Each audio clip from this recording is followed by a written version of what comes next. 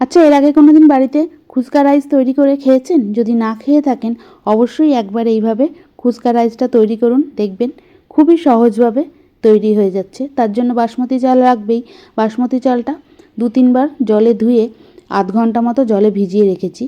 বাসমতি চাল রান্না করার আগে যদি আধ ঘন্টা জলে ভিজানো থাকে তাহলে ভাত একদম ঝরঝরে হয়। আগে থেকেই জল বসিয়ে দিয়েছিলাম, জল গরম হয়ে গেছে।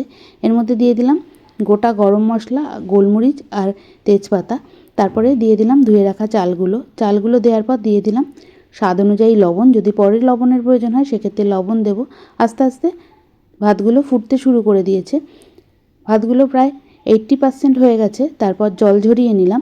এবার একটা মশলা তৈরি করে নেব। একটা বড় জায়গায় নিয়ে নিলাম 4 চামচ টক দই, আর দিয়ে দিচ্ছি 1 চামচ লঙ্কার গুঁড়ো, 1 চামচ ধনে গুঁড়ো, 1 চামচ জিরে গুঁড়ো, স্বাদ অনুযায়ী চিনি, আর দিয়ে দিলাম বড় চামচের 1 চামচ কাশ্মীরি লঙ্কার গুঁড়ো, আর দিয়ে দিচ্ছি বেশ অনেকটাই গরম মশলার গুঁড়ো। দিয়ে খুব ভালো করে মিশিয়ে নিচ্ছি। যদি বিরিয়ানি মশলা থাকে সেই বিরিয়ানি মশলাও কিন্তু এর মধ্যে দিতে পারেন।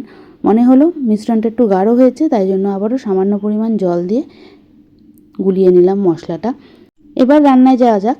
তার জন্য প্রথমেই কড়াই বসিয়ে দিয়েছি, দিয়ে দিলাম সাদা তেল, আর দিয়ে দেবো ঘি। পুরো রান্নাটা ঘিতেও করা যেতে পারে, আবার সাদা তেলেও করা যেতে পারে। আমি ঘি আর সাদা তেল মিশিয়ে রান্নাটা করছি। এবার দিয়ে দিলাম পেঁয়াজ কুচি। পেঁয়াজগুলো একদম জিরি করে কেটে রেখেছি। তারপরে বেশ লাল করেই পেঁয়াজগুলো ভেজে নিচ্ছি। প্রায় 3 থেকে 4 মিনিট মতো ভাজার পর আস্তে আস্তে রং ধরতে শুরু করে দিয়েছে। এর থেকে বেশি ভাজলে কিন্তু পেঁয়াজ পুড়ে কালো হয়ে যাবে। এবার এর মধ্যে 1 চামচ আদা বাটা, 1 চামচ রসুন বাটা, সামান্য পরিমাণ হলুদ গুঁড়ো দিয়ে আরও বেশ খানিকক্ষণ মতো কষিয়ে নিচ্ছি। এই সময় গ্যাসের আঁচটা একদম মিডিয়াম আঁচে করা আছে।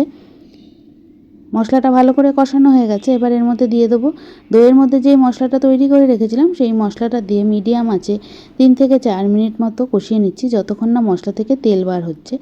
আস্তে আস্তে মশলা থেকে তেল বার হতে শুরু করে দিয়েছে। এবার যেই ভাতটা তৈরি করে রেখেছিলাম অল্প অল্প করে ভাত দিয়ে খুব ভালো করে মিশিয়ে নেব। একবারে অনেকটা ভাত দেব না, অল্প অল্প করে ভাত দেব আর অল্প অল্প করে মশলার সঙ্গে মিশিয়ে নিচ্ছি। এই সময় গ্যাসের আঁচটা একদম সিম আঁচে করা আছে। খুব সুন্দর কিন্তু গন্ধ বার হয়েছে। মনে হলো লবণের পরিমাণটা কম, তাই সামান্য পরিমাণ লবণ দিয়ে ভাতের সঙ্গে মিশিয়ে নিচ্ছি। যদি মনে হয় লবণের পরিমাণটা কম আছে, এখনই কিন্তু লবণটা দিয়ে মেশানো হবে, না হলে কিন্তু পরে মেশাতে গেলে চালগুলো সব ভেঙে যাবে। খুব আলতো হাতে মশলার সঙ্গে চালগুলো মিশিয়ে নিচ্ছি। ভালো করে মেশানো হয়ে গেছে। এবার ভাতটা খুব ভালো করে চারিদিকে ছড়িয়ে দেব। ওপর থেকে দিয়ে দেব ঘি, কেওড়া ওয়াটার, গোলাপ জল আর মিঠা আতর। অনেকটা কিন্তু বিরিয়ানির মতনই স্বাদ আসে, কিন্তু এটা কিন্তু একদমই বিরিয়ানি না। এইভাবে চারিদিকটা সমান করে নিচ্ছি।